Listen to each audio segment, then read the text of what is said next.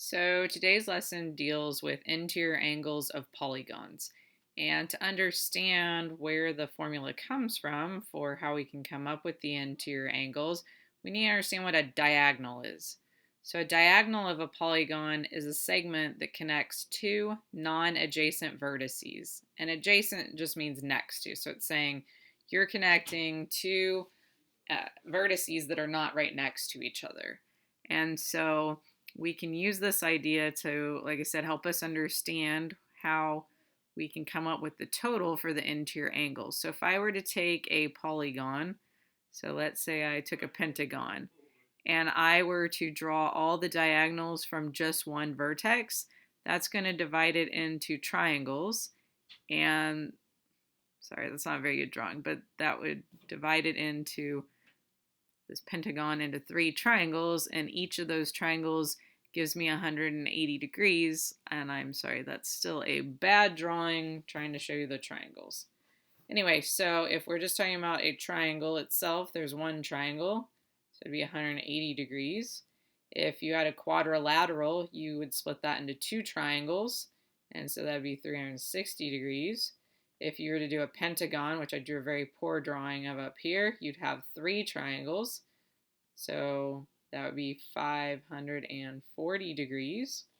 If I had a hexagon and I drew all the diagonals from one vertex, that would give me four triangles, which is 720 degrees. And make sure you put your degree sign because that's your unit. So let's say I have any number of sides. I'm always going to have two fewer triangles than the number of sides. And so to get the solution for any number of sides, I can just take away 2 from the number of sides and then multiply that by 180. And so when I need the formula for that, I'm going to use an S for the total.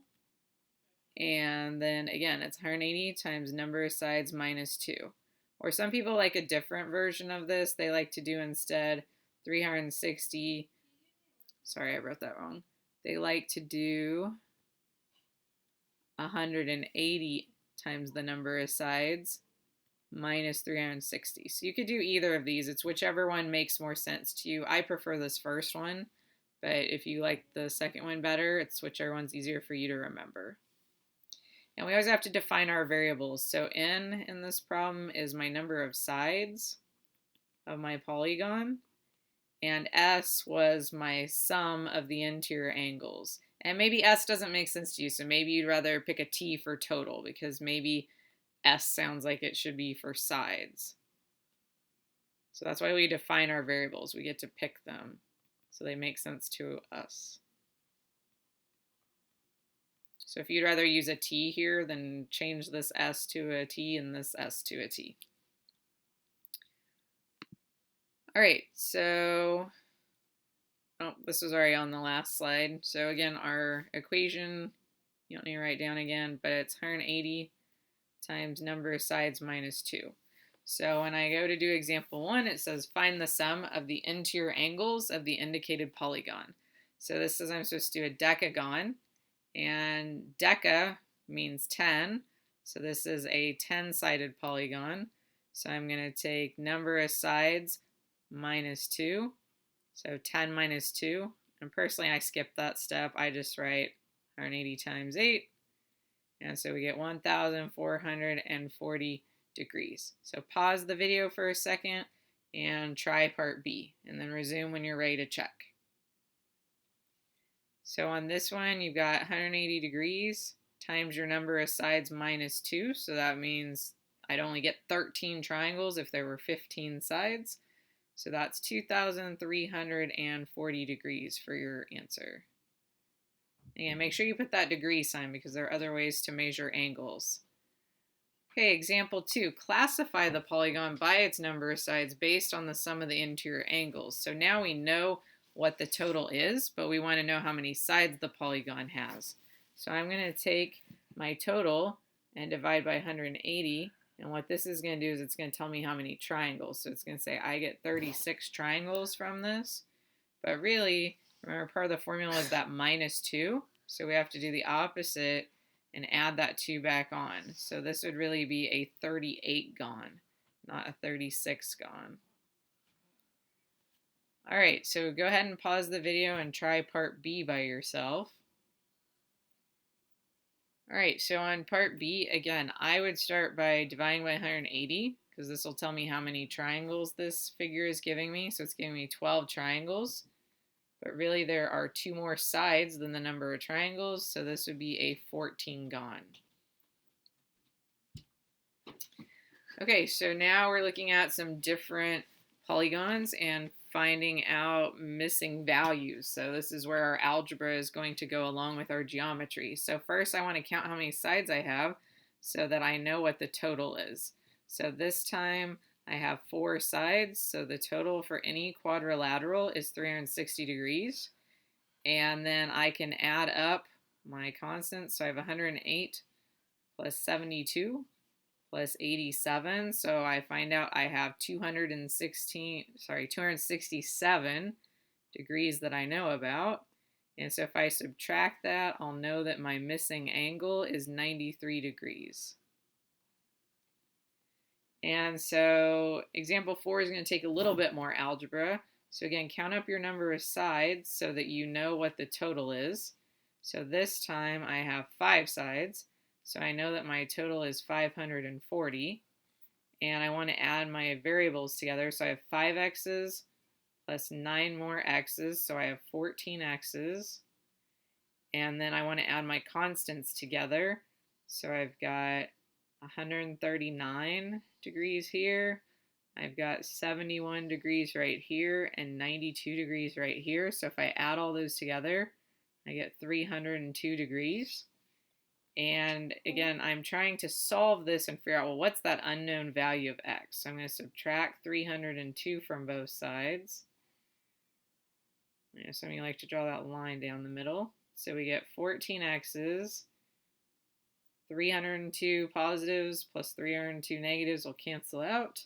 And if I do 540 minus 302, I get 238. And then I just need to divide both sides by 14 so that I can see what my x equals. So here I get that x is 238.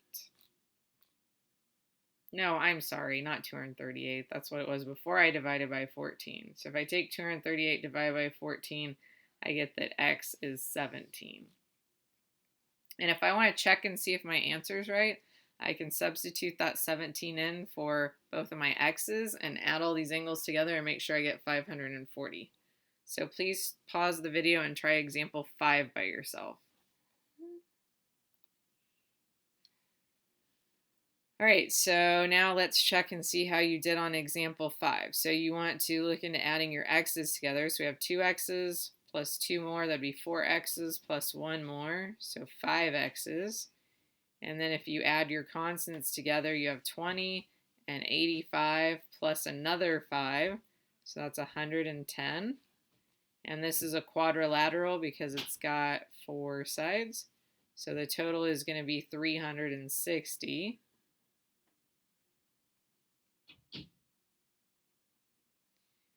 And then again, you could just use algebra to solve this. You could subtract 110 from both sides. So you get 5x's equals 250. And then you could divide both sides by 5. And so you get x is 50.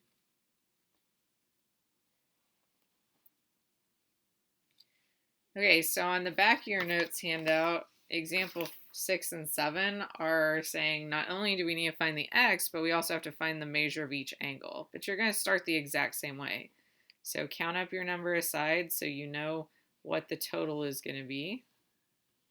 So I have 5 sides, so I know that my answer, my total, is going to be 540. And I need to add all my like terms, so I'm going to add my x's together. And I have 8 of them. And I'm going to add my constants together, so I have this 140 plus 5 plus 75. So I get a total of 220. And then this is where I'm going to use my algebra to solve. So the opposite of 220 positives would be 220 negatives. So I've got 8 x's, and then I get 320. So then I could divide both sides by 8 to get rid of the multiplication of 8. And I get that x is 40. So I have a little blank to write that down. And then I have to go back and I have to find every angle this time, because that's what the directions said, is not only am I finding x's value, but I'm finding the value of each angle. So you can just substitute in the 40 that you just found. So angle A is going to come from 2 times 40. So this angle is going to be 80 degrees. And then angle B, oh, they already gave that to me, so I don't have to do any work. So 75 degrees. Angle C, I have to do 3 times 40 plus 5 more. So this would be 125 plus 5 more. So 125 degrees. Angle D says I have to take 3 times whatever x was, and x was 40. So 3 times 40 would be 120. And then measure of angle E, oh, they already gave that one to me as well, so I didn't have to do any work to find angle E. And I could add all these up and make sure that it equals 540 so that I know I'm correct. So go ahead and pause the video and try example 7 by yourself.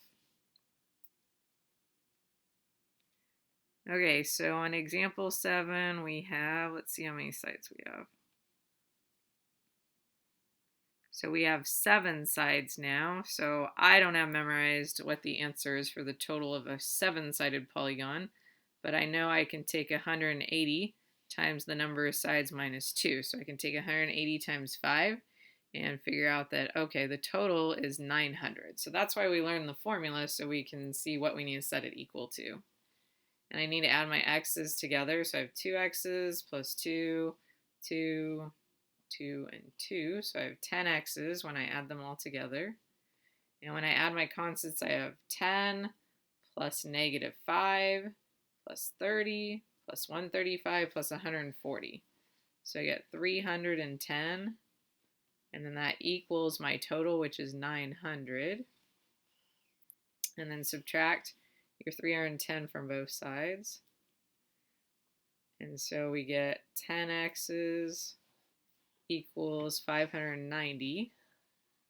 So then if I divide both sides by 10, and it's okay to do some of these steps in your head, we get that x is 59. And then we have to, again, substitute that answer in so that we can find the rest of our angles. So A, I'm supposed to take 2 times 59 plus 10 more. So that's 128 degrees. For angle B, I just have to take 2 times x. So 59 times 2 is 118 degrees. Angle C, I have to take 2 times 59 and then subtract 5 from that. So I get 113 degrees. Angle D, I have to take 2 times 59 plus 30 more. So I get 148 degrees. Angle E, it's already labeled, it's 135 degrees. Angle F is 140 degrees. And then angle G got cut off on my paper here. And so G is just 2 times x, so 118 degrees. All right, so the second thing that we looked at in our degree discovery was this idea of what it means for a polygon to be regular. So if a polygon is regular, what that means is that all the angles are going to have the same measurement and all of the sides have the same measurement.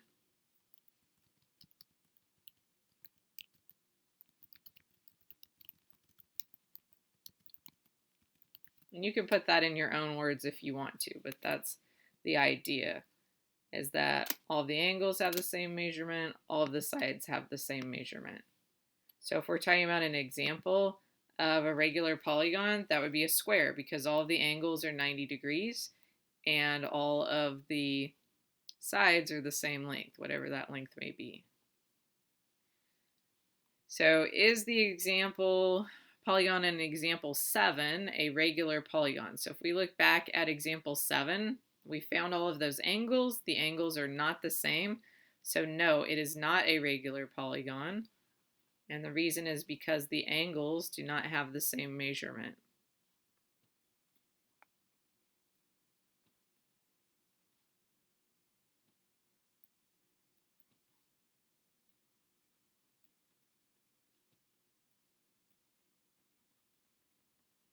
I would not comment about the sides because we didn't have any information about the sides. And in geometry, we have to be really careful about not talking about information that we weren't given. And we can't assume based off of the looks. We can only go off the numbers given. All right, so finally here on example 8, find the measure of each interior angle of the indicated regular polygon. So on A it says we're finding the measure of each interior angle of a regular nonagon, so that means it's got 9 sides.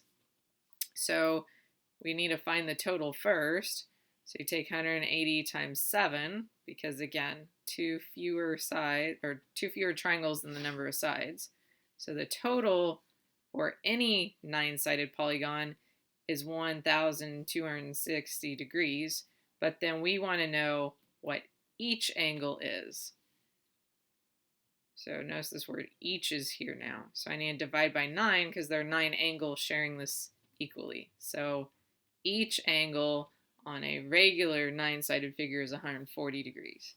So go ahead and pause the video and try part B for a regular 24gon. Okay, so again, you're going to take 180 times 2 fewer than the number of sides. So I need to take 180 times 122, and I get 3,960. And then there's actually 24 angles that get to share that 3,960 degrees. So each angle is 165 degrees.